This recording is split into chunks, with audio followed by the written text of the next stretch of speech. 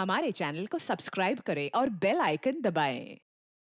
हाय, मैं हूं शिवाजी साटम और आप मुझे एसीपी प्रद्युमन के नाम से जानते हैं। For more episodes of CID, subscribe to live crime and hit the bell icon.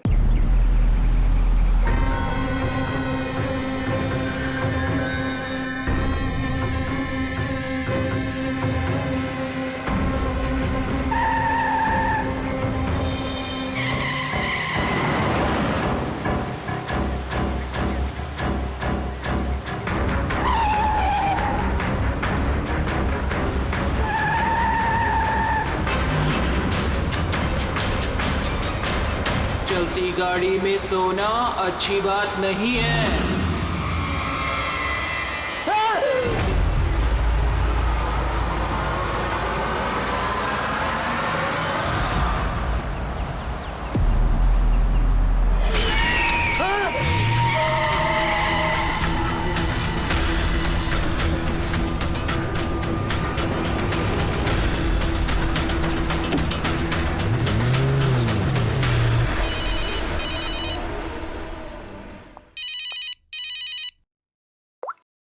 हाँ विनीत।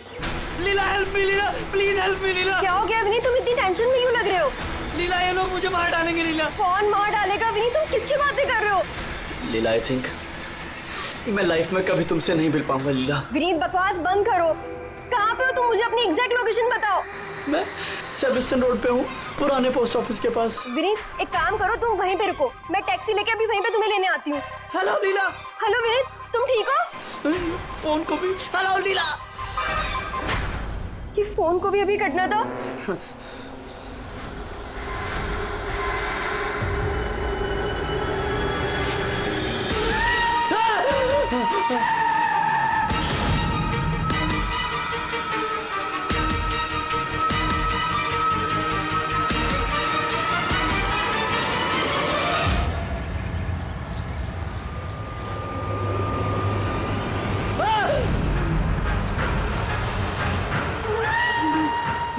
भगवान प्लीज हेल्प मी, मुझे मेरे घर तक पहुंचा दो प्लीज।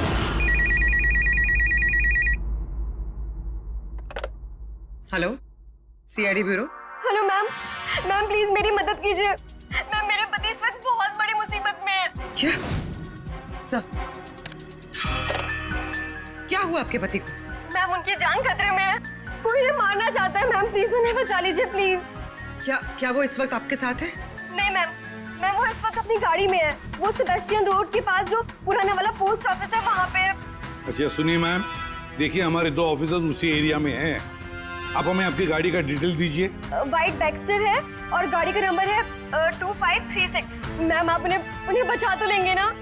आप फिक्र मत कीजिए, आपके पति को कुछ नहीं होगा।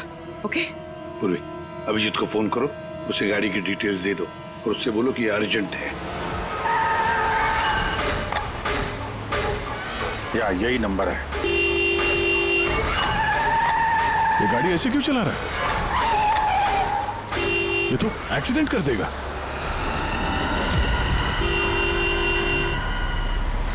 मुझे माफ कर दो, मुझे माफ कर दो, मैं मरना नहीं चाहता, मुझे माफ कर दो। किससे बातें कर रहा है? गाड़ी में तो कोई नहीं है। अरे विनीत किससे बात कर रहा है? गाड़ी में कोई नहीं है। अंधे हो तुम लोग, तुम्हें दिखाई नहीं दे रहा? इतने सारे लोग मुझे बुला रहे हैं। कर क्या रहा है ये? मुझे माफ कर दो, मैं मरना नहीं चाहता। पागल हो गया लगता है। विनीत, विनीत, विनीत, तुम्हारी जान को खतरा हो सकता है, रुक जाओ।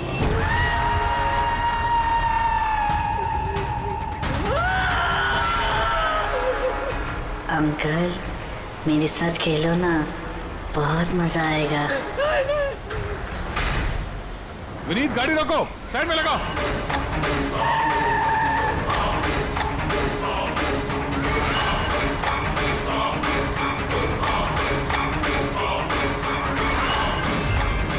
रुक जाओ विनीत, विनीत।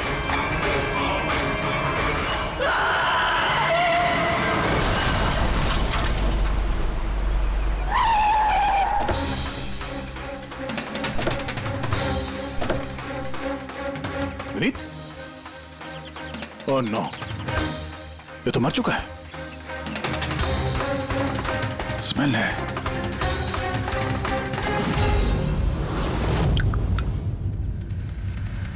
शराब पी के गाड़ी चला रहा था, लेकिन ये गाड़ी में बात कैसे कर रहा था? शराब के नशे में बड़बड़ा रहा होगा। शराब पी के तो यही होता है, एक्सीडेंट। आपने तो मुझसे वादा किया था ना कि विनीत को कुछ नहीं होगा, तो फिर क्या हो गया? देखिए मैडम, अगर उनकी जान को किसी और से खतरा होता तो हम उन्हें जरूर बचा लेते, लेकिन वो तो खुद ही शराब पी के गाड़ी चला रहे थे। आप तो जानती हैं कितना खतरनाक है। नहीं, उनकी जान खुद उनकी वजह से नहीं गई है, बल्कि उन लोगों की वजह से गई है जो इतने दिनों से उन्हें परेशान कर रहे थे। कौन लोग? सुबह शाम सोते जागते हर वक्त वो उन्हें सताते रहते थे। वो इतना ज्यादा परेशान हो गए थे कि उन्होंने अपने बिजनेस पे भी पूरी तरह से ध्यान देना बंद कर दिया था। किन लोगों की बात कर रही हैं आप? जरा साफ साफ बताइए। मैम, विनीत की मौत हमारे सामने हुई थी और उस वक्त कार में उसके अलावा और कोई भी नहीं था, तो उसकी मौत का दोष आप किसी और को कैसे दे सकती हैं? क्योंकि उनका खून हुआ है। मर्डर है ये, मर्डर। मर्डर हुआ है? आप जानती हैं किसने किया ये? आत्माओं ने। भले ही आप लोगों ने वो आत्माएं नहीं देखी होंगी, लेकिन विनीत उन्हें साफ साफ देख सकते थे। सीआईडी आत्माओं को नहीं मानती। आप भी मानते सर। अगर आपने तो 2 हफ्ते पहले वाला नजारा देखा होता। लीला उठो, उठो लीला, लीला उठो। विनीत, विनीत,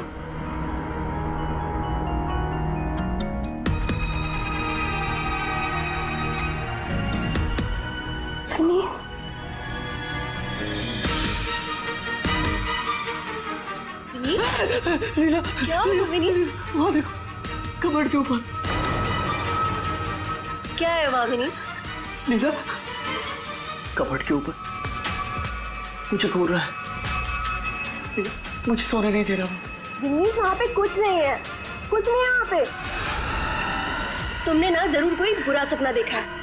चलो आगे सो जाओ। मैंने कोई सपना नहीं देखा, और वो देखो अभी भी घूर रहा है, और तुमको दिख क्यों नहीं रहा यार? विनीत, वहाँ पे कुछ नहीं है। तुम्हारी तबीयत ठीक नहीं है विनीत, तुम आगे सो जाओ। चलो, कुछ नहीं है विनीत। मैंने ना बुरा सपना देखा, इसलिए ये सब हो रहा है। सॉरी सॉरी, मुझे माफ कर दो प्लीज।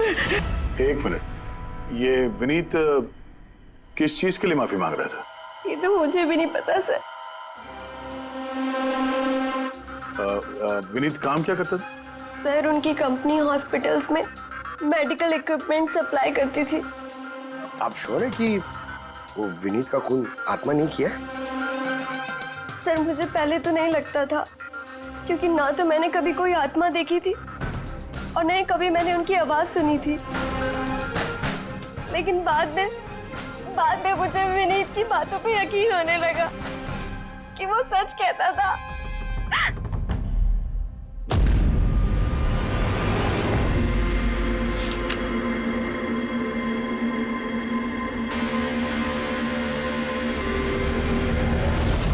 हाँ बॉस, इसकी मौत की एक ही वजह नजर आ रही है, इसके सर पर लगी हुई है चोट, जो इसे एक्सीडेंट के दौरान लगी।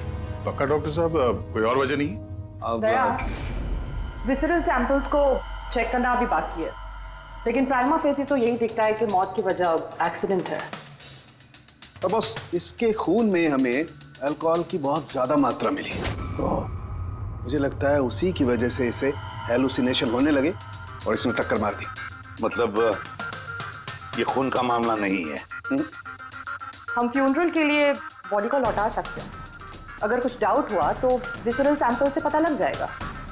पता नहीं सर क्यों अभी मुझे ऐसा लग रहा है कि ये केस उतना सीधा नहीं है, क्योंकि जब हमने लीला से पूछा कि ये विनीत किससे माफी मांग रहा था तो वो बात को टाल गई। हम लोग भी फ्यूनरल में जाएं क्या?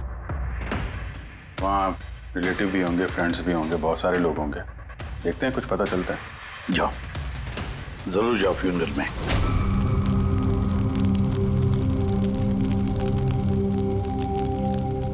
अच्छा हुआ मर गए, ऐसे गलत लोगों के साथ ऐसा ही होना चाहिए। तुमने बिल्कुल ठीक कहा, इसकी मौत इससे बदतर होनी चाहिए थी। बस अब उस दिन का इंतजार है जब उन दोनों की भी चिता जलते हुए देखूंगा।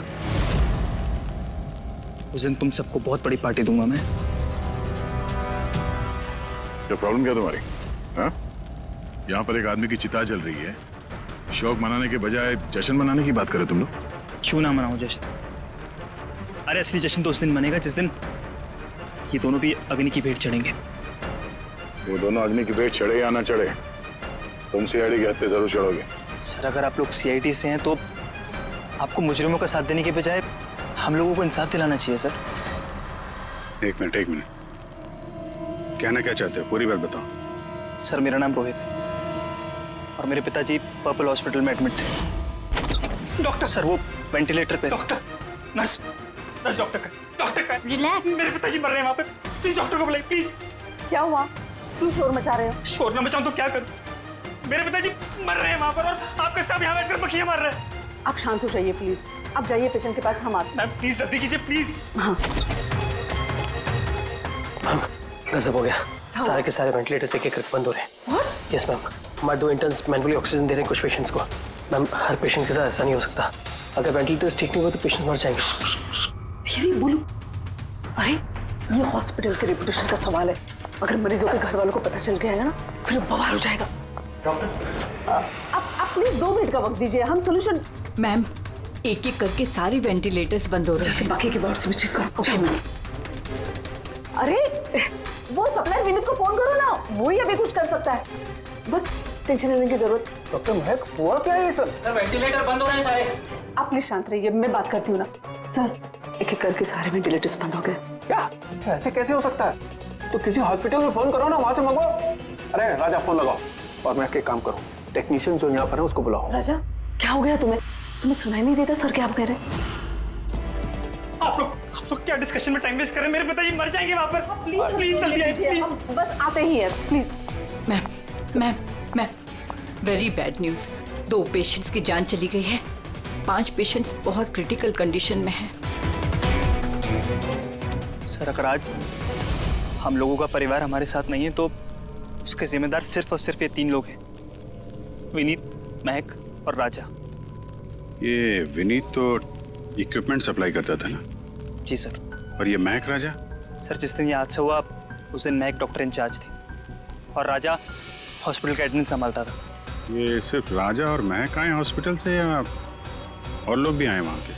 आए ना सर, वो हेड नर्स परिणीता, वो शेखर जो कि मेंटेनेंस में, और वो डॉक्टर केदार इस हॉस्पिटल के मालिक। ठीक है, अभी शांत हो जाओ। हम इस मामले के तह तक जाएंगे। अगर तुम्हारे पिताजी के साथ नाइंसाफी हुई है तो उन्हें इंसाफ जरूर मिलेगा।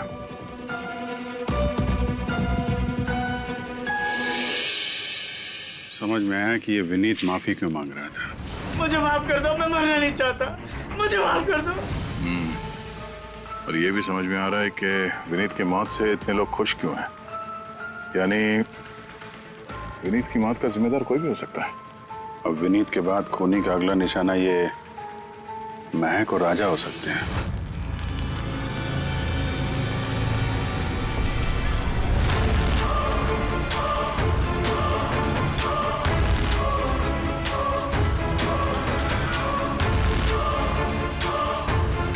मुझे माफ कर दो। तुमने मुझे क्यों मरने दिया? मेरा पीछा मत करो।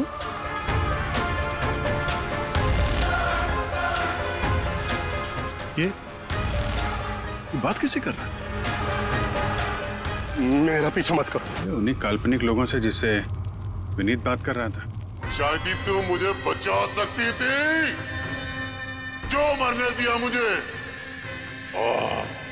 तुम भी मरने के लिए तैयार हो जाओ। और ये महक भी सहमी से लग रही है। छोड़ो, छोड़ो मुझे, छोड़ो मुझे, आग में मत खींचो। मेरी कोई गलती नहीं है। छोड़ो, छोड़ो, छोड़ो, छोड़ो मुझे, छोड़ो, छोड़ो, मत खींचो मुझे आग में। छोड़ो, क्या कर रहा है? इधर आओ। क्या कर रहे हो यार? हैं? मैं बस परेशान हूँ, इसमें आप लोग क्या कर सकते हैं? मुझे खुद ही निपटना होगा अपनी परेशानी से। आप इधर आओ, थोड़ा दूर हट जाओ इधर से। तो बहुत सारे लोग हैं जो विनीत की मौत की खबर सुनकर खुश हो गए हैं। हाँ सर, और अब वो महक और राजा की मौत की खबर सुनना चाहते हैं। राजा और महक, इनका बर्ताव भी कुछ नॉर्मल नहीं लग रहा था सर। काफी डरे डरे से लग रहे थे, विनीत की तरह। सर, विसरल सैंपल्स की रिपोर्ट आ गई है। ग्रेट। कोई गड़बड़ है? हाँ, एक आम इंसान का खून जितना लाल होता है, विनीत का खून उससे बहुत ज्यादा लाल था। ओह, अब समझ में आया कि विनीत को आत्माएं क्यों नजर आ रही थी। क्यों सर?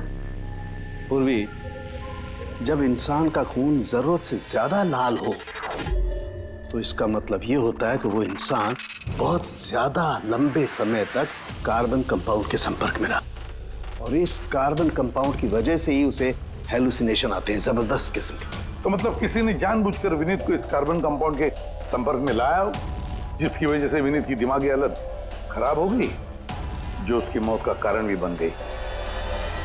सर, खूनी को ये कार्बन कंपाउंड मिला कहां से होगा? हमारे आसपास हर जगह कार्बन कंपाउंड फैला हुआ है। मॉडर्न जिंदगी में हम जितनी भी मशीनों का इस्तेमाल करते हैं, वो सब की सब, लगभग सब की सब कार्बन कंपाउंड निकालती हैं। हाँ, कोई भी मशीनों के साथ छेड़खानी करके ऐसी साजिश कर सकता है।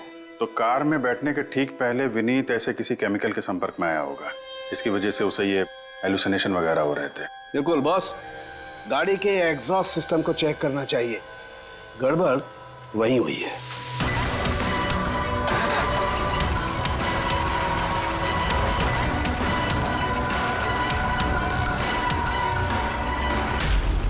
सालों के सर तो सही बोले थे सर, इसमें से तो केमिकल भर भर के आ रहा है। एक बात तो पक्की है पंकज, आत्मा कोई नहीं थी। हाँ सर, इसका मतलब अब खूनी के निशाने पे दो लोग हैं, राजा और महक।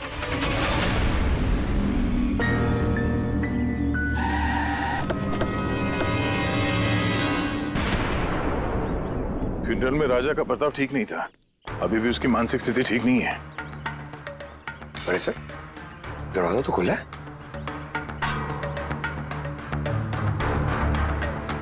ये खूनी राजा तक पहुंच तो नहीं गया? ये क्या माहौल है? कैंडल्स,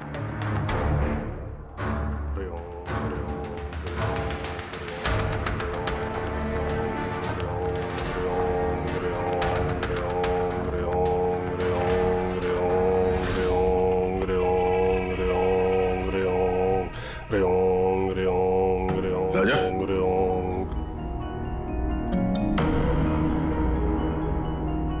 आप ठीक हो? कौन है आप लोग? सीआईडी। विनीत के अंतिम संस्कार में मिले थे हम लोग, तुम आग में कूदने वाले थे, हमने तुम्हें रोका था, भूल गए? अब आप लोगों को मुझे रोकने या बचाने की जरूरत नहीं पड़ेगी। जब तक विनीत का खूनी पकड़ा नहीं जाता, तुम्हारी जान को भी खतरा है। अच्छा सच सच बताना, उन 12 मरीजों की मौत क्या तुम्हारी लापरवाही की वजह से गई थी? खबरदार जो मुझ पर ऐसा गंदा और झूठा इल्जाम लगाया तो। मैं निर्दोष हूं और कोई नहीं मरा मेरी वजह से। शांत शांत। राजा बड़ी मुश्किल से शांत हुआ है, इसे गुस्सा मत दिलाइए। आपकी तारीफ? श्लोक नाम है मेरा। मैं राजा की इस बुरे वक्त से बाहर निकलने में मदद कर रहा हूं। ओह, तो आप साइकियाट्रिस्ट हैं? साइकियाट्रिस्ट नहीं, साइकिक, मीडियम। इस दुनिया और दूसरी दुनिया के बीच एक पुल समझ लो। दूसरी दुनिया? दूसरी कौन सी दुनिया? वही आत्माओं वाली दुनिया। वैसे हम भी एक पुल है, मुजरिमों की दुनिया से लेके जेल के अंदर सलाखों के पीछे तक पहुंचाने का पुल। पर सर, आप मुझे सलाखों के पीछे क्यों डालना चाह रहे हैं? मैं तो राजा की आत्माओं से बचाने में मदद कर रहा हूं। राजा को आत्माओं से नहीं, केमिकल पॉइजनिंग से बचाने की जरूरत है। और बंद करो अपना ये ढोंग, समझे? सर, वो कहाँ इशारा करे? उस बूढ़े आदमी की तरफ जो एसी के पास खड़ा हुआ है। किसकी बात कर रहे हैं? मुझे तो कोई भी नहीं दिख रहा। मुझे भी नहीं दिख रहा है। मानो या ना मानो, इस कमरे के अंदर कोई शक्तिशाली आत्मा है जो राजा को नुकसान पहुंचाना चाहती है। अभी पता चल जाएगा।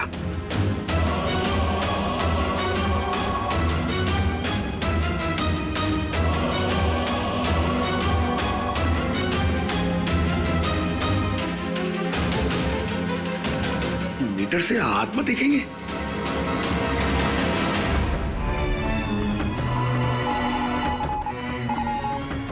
देखा, वो आत्मा एसी के पास ही है। मेरी ईएमएफ मशीन झूठ नहीं बोल सकती।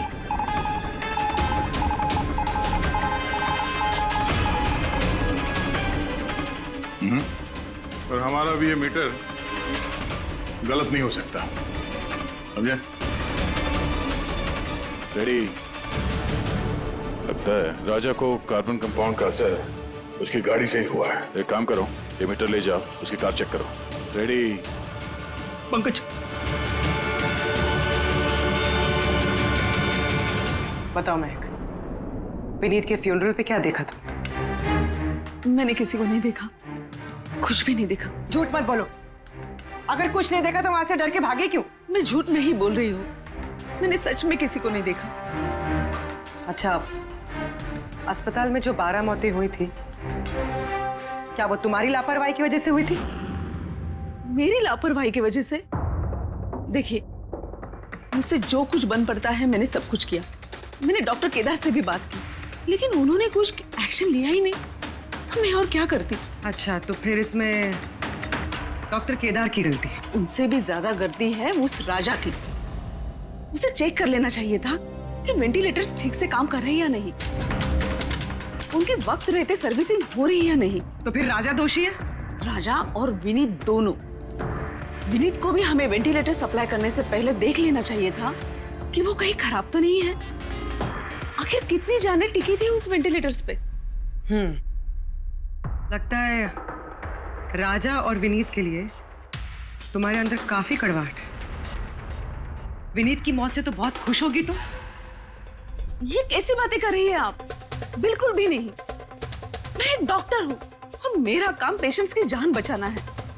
किसी की मौत से मैं कैसे खुश हो सकती हूँ?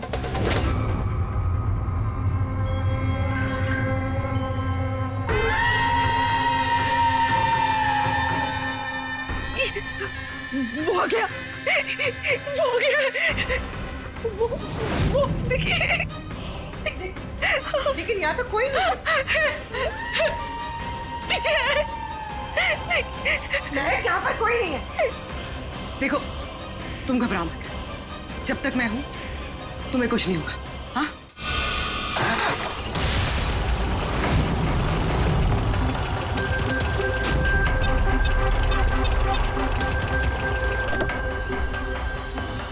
कार के एसी में तो कार्बन कंपाउंड नहीं है। घर के अंदर देखते, चलो।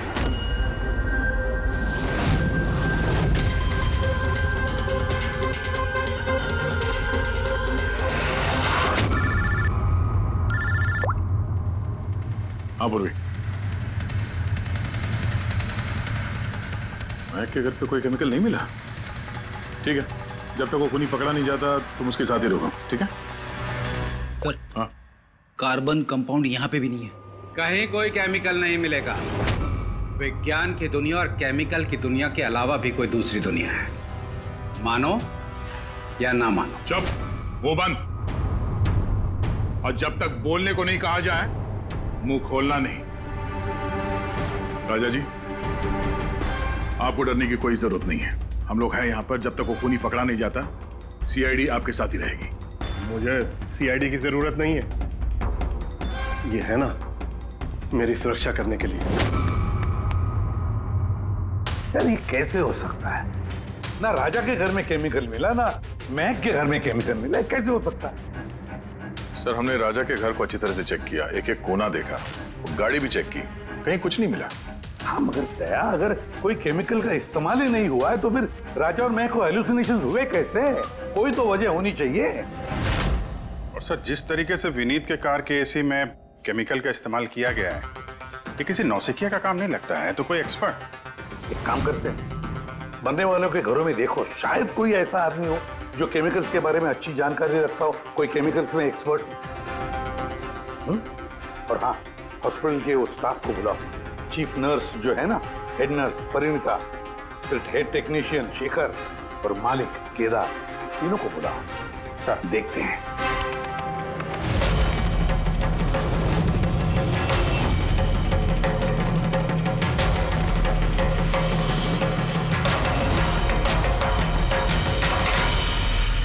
तुम्हारा नाम शेखर है? Yes sir. हॉस्पिटल के हेड मैकेनिक, मेन टेक्नीशियन, मतलब हॉस्पिटल में जब भी किसी मशीनरी में प्रॉब्लम्स आ जाते तो पहले तुम्हें पता चलता है। जी हाँ सर। तो हॉस्पिटल के वेंटिलेटर्स खराब हो गए थे, ये तुम्हें पता नहीं था? सर पहले से पता था। तो फिर किया कुछ नहीं क्यों? बताया क्यों नहीं किसे? हाँ सर, इसमें मेरी कोई गलती नहीं है। तो फिर किसकी गलती? सर मैंने महक को पहले से ही बता दिया था वेंटिलेटर्स के बारे में, कि वेंटिलेटर्स में प्रॉब्लम हो रही है और वो कभी भी खराब हो सकते हैं। और ये वेंटिलेटर्स बंद होने से पहले तुमने बताया था? यस सर, 1 वीक पहले। मैम, मैंने आपको एक नोटिस भेजा था, वार्ड 3 के वेंटिलेटर्स ठीक तरह से काम नहीं कर रहे हैं। ओह, मैंने वो तुम्हारा लेटर पढ़ लिया था शेखर, तुम टेंशन मत लेना, मैं कुछ करती हूँ। बट मैम मामला थोड़ा अर्जेंट है। हाँ हाँ मुझे पता है। डॉक्टर महक। यस मैम, आपको अकाउंट्स डिपार्टमेंट में इमीडिएटली बुलाया है। हाँ ओके चलो। Okay ma'am. Don't worry Shekhar, मैं कुछ ना कुछ करूँगी पक्का। बट सर उन्होंने मेरी बात को सीरियसली लिया ही नहीं। हाँ, महक ने वेंटिलेटर्स खराब होने पर पेशेंट्स को बहुत बचाने की कोशिश की, मगर राजा सर इतने घबरा गए कि कुछ कर ही नहीं पाए। शेखर जी, तुम कितना सच बोल रहे हो, कितना झूठ, ये तो हम पता लगा ही लेंगे। सर महक की कोई गलती नहीं है, उसने मुझे वेंटिलेटर्स खराब होने के बारे में पहले ही बता दिया था। लेकिन आपने क्या किया? सर मैंने हॉस्पिटल के एडमिन हेड को बता दिया था, राजा को, क्योंकि हॉस्पिटल के जितने भी ये मशीनरी है उनकी देखरेख की जिम्मेदारी एडमिन हेड की होती है सर। तो आपने एडमिनिस्ट्रेटिव हेड राजा को बता दिया और आपकी जिम्मेदारी खत्म हो गई। आप मालिक है ना इस हॉस्पिटल के, तो जिम्मेदारी खत्म कैसे होती है आपकी? सर मैंने अपनी जिम्मेदारी निभाई, तभी तो मैं खुद गया राजा के केबिन में। राजा। जी सर। ये सब क्या कर रहे हो? अरे ये सब जरूरी नहीं है, इतने सारे मरीजों की सांसें वेंटिलेटर के भरोसे चल रही हैं, तुम यहाँ बैठे हो, अरे कुछ करो ना। जी सर, मैं अभी सप्लायर से बात करके वेंटिलेटर बदलवा देता हूँ। प्लीज प्लीज जल्दी करो। जी सर मुझे समझ में नहीं आ रहा कि उन्होंने वेंटिलेटर्स बदलवाए क्यों नहीं। मैं हैरान हूँ सर, कोई भी केदार जी पे उंगली उठा नहीं रहा है। हर कोई राजा, विनीत और महक के पीछे पड़ा हुआ है। वही तो, हॉस्पिटल के मालिक है ना केदार जी, तो पूरी की पूरी जिम्मेदारी भी केदार जी तुम्हारी है। लेकिन सर अब मैं खुद जाके तो रिपेयर नहीं कर सकता ना वेंटिलेटर्स। सर मेरा काम है कि कंसर्न डिपार्टमेंट को इन्फॉर्म करना, और सर वो मैंने कर दिया। बल्कि मैंने विनीत से खुद बात करी, मैंने उससे कहा कि अगर ये रिपेयर हो सकते हैं तो रिपेयर करे, वरना इनको चेंज कर दे, और उसने कोई एक्शन ही नहीं लिया। उसने कोई एक्शन नहीं लिया, उसने कोई एक्शन नहीं लिया। आपने क्या एक्शन लिया? और नाम भी ले रहे हो तो विनीत का जो मर चुका है, या राजा का जो जवाब देने की हालत में नहीं है। सर जो सच था वो मैंने आपको बता दिया, अब वो मानना ना मानना सर आपके हाथ में है। परिणीता। जी सर।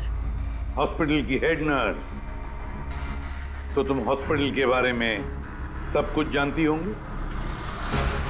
जी सर।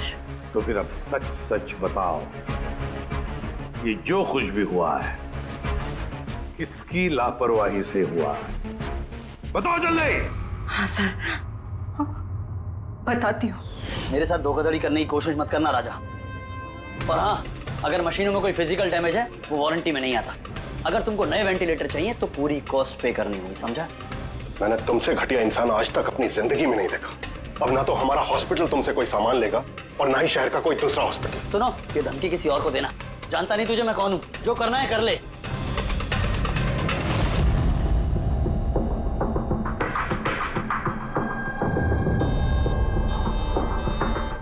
ये जो कुछ भी हुआ है इस राजा और विनीत के झगड़े की वजह से हुआ है।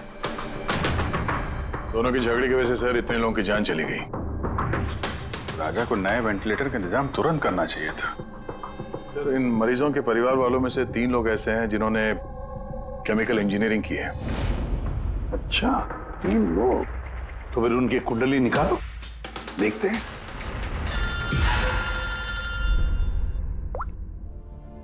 Hello ACP Pradyuman.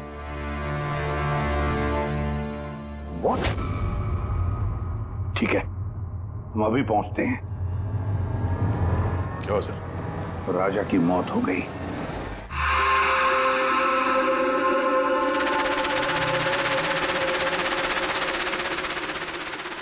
दया, मौत तो इसकी सर पे चोट लगने की वजह से हुई। लगता है छत से कूद गया है। जरूर हेलुसिनेशंस इतने भारी पड़ गए होंगे कि दिल मिलाकर राजा ने ऊपर से छलांग लगा दी। और तुम ख्याल रखने वाले थे ना इसका? ये ख्याल रखा तुमने? हाँ? सर राजा तो एकदम शांत तरीके से हो गया था। मुझे क्या पता था कि अचानक उठ जाएगा और खुदकुशी कर लेगा। जिस वक्त ये सब हुआ तुम कहाँ थे? हाँ? सर मैं दूसरे कमरे में सो रहा था, तभी मुझे राजा के जोर जोर से चीखने की आवाज सुनाई दी। मुझे इन आत्माओं को नहीं झेलना, मुझे इसे निजात चाहिए, आजादी चाहिए। और जब तक मैं इसके पास पहुंचता, ये छत से कूद गया साहब। वाह क्या बात है, राजा को अकेले छोड़कर तुम घोड़े बेच के सो रहे थे? हाँ? मैंने तो कमर कस ली थी कि नहीं सोऊंगा, पर न जाने कैसे नींद आ गई। जरूर मुझे उन आत्माओं ने सुला दिया होगा। आप ये देखिए सर, मीटर की रीडिंग भी कितनी बढ़ गई है। मुझे मेरी तबीयत भी कुछ कमजोर लग रही है सर। अगर दोबारा ये मीटर दिखा दिया ना मुझे तो याद रख। एक मिनट दया, 1 मिनट भाई, जरा मीटर देना मुझे। ये लीजिए। ये मीटर मैं रख लेता हूँ। हाँ? तुम्हें लौटा दूंगा बाद में। जी सर, पर दे दीजिएगा। हाँ जरूर दे दूंगा। अभी एक काम करो, अभी तुम घर जाके थोड़ा आराम करो, थक गए हो ना, बहुत कमजोरी होगी तुम्हें। हाँ? जी सर। बराबर सोए नहीं, जाओ आराम करो। ये क्या डॉक्टर साहब, उसे जाने दिया और ये मीटर रख लिया? दया, ये मीटर जो है ना, ये बड़े काम की चीज है।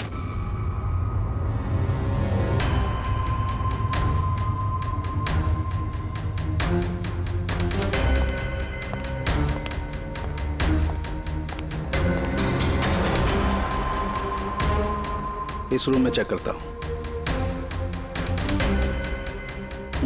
हाँ सर। नहीं, ऊपर चलते हैं।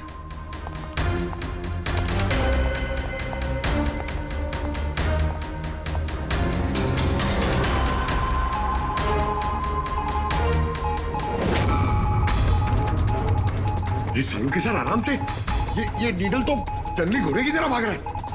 माय गॉड, हम यहाँ पर ऐसे नहीं खड़े रह सकते दया, हमें प्रोटेक्टिव गियर्स पहनने पड़ेंगे। Protective gears? वो किस लिए सर? अरे अपनी सुरक्षा के लिए।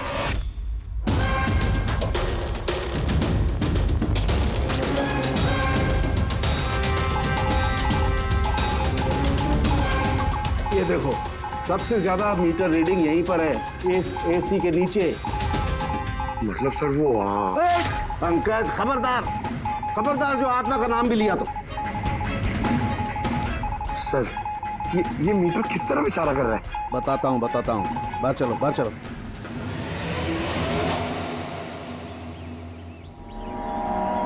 देखा दया, ये है EMF, इलेक्ट्रोमैग्नेटिक फील्ड डिटेक्ट करता है ये।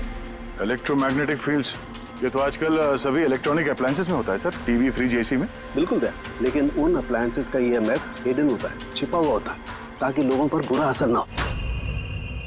कैसा बुरा असर? इसकी वजह से लोगों को नौशिया हो सकता है, जी घबरा सकता है, बेचैनी हो सकती है, और अगर ज्यादा देर तक संपर्क में रहे तो हेलुसिनेशन होना भी कोई बड़ी बात नहीं है। ओह, मतलब राजा को ये हेलुसिनेशन किसी केमिकल की वजह से नहीं हुआ है, अपने घर के इलेक्ट्रॉनिक अप्लायंसेस की वजह से हुआ है, क्योंकि उसका वो EMF ढका हुआ नहीं था। बिल्कुल। इसका मतलब है सर किसी ने ये जानबूझ के छेड़छाड़ की है इसमें? हो सकता है दया, वैसे ही राजा को अंदर से पछतावा महसूस हो रहा था, दुखी था बेचारा कि वो मरीजों को बचा नहीं पाया, इसीलिए हेलुसिनेशन उसे पछतावा के रूप में दिखाई देने लगे। शायद इसी पछतावे की वजह से इस विनीत की भी मौत हो गई। बिल्कुल। और वो अशोक, उससे भी कमजोरी इसीलिए महसूस हो रही थी क्योंकि वो भी काफी देर तक इस ईएमएफ के संपर्क में था। यहाँ पे वो कार्बन कंपाउंड नहीं मिला घर में। मिलेंगे कैसे थे?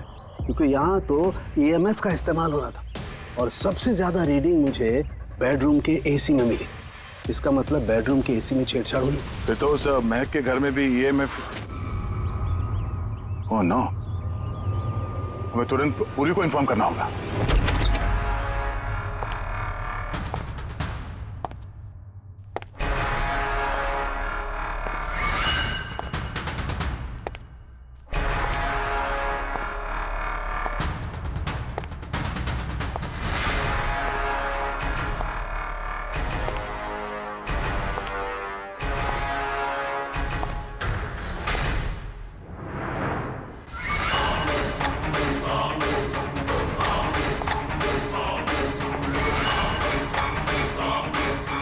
जान लेकर चैन नहीं पड़ा तुम्हें, जो फिर से मुझे मारने आई हो।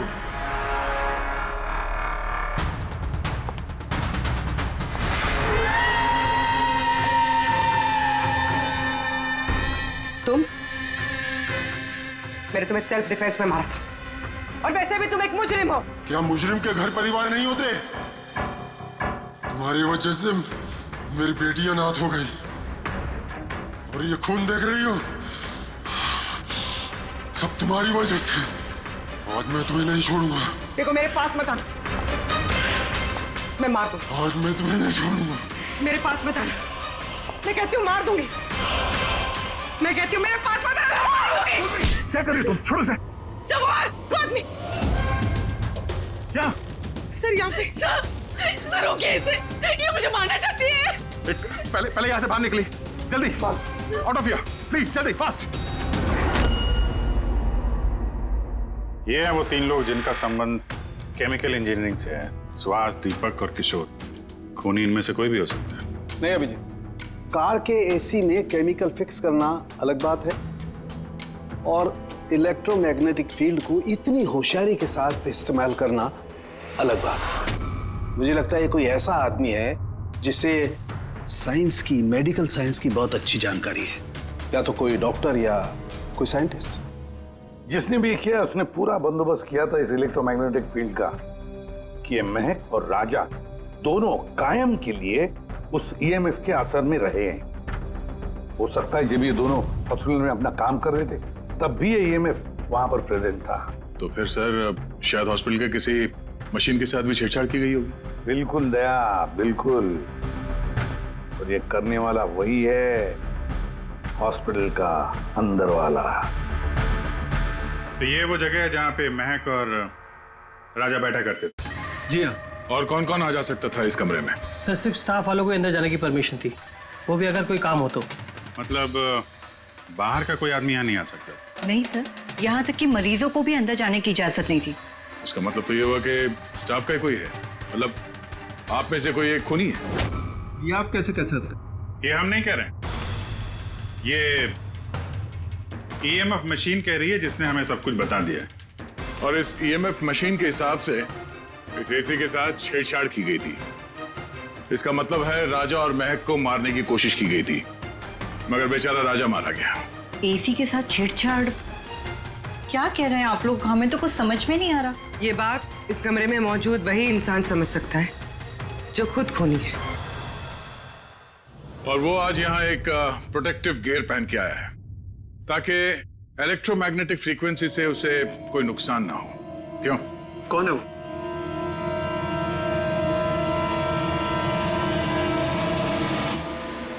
यहाँ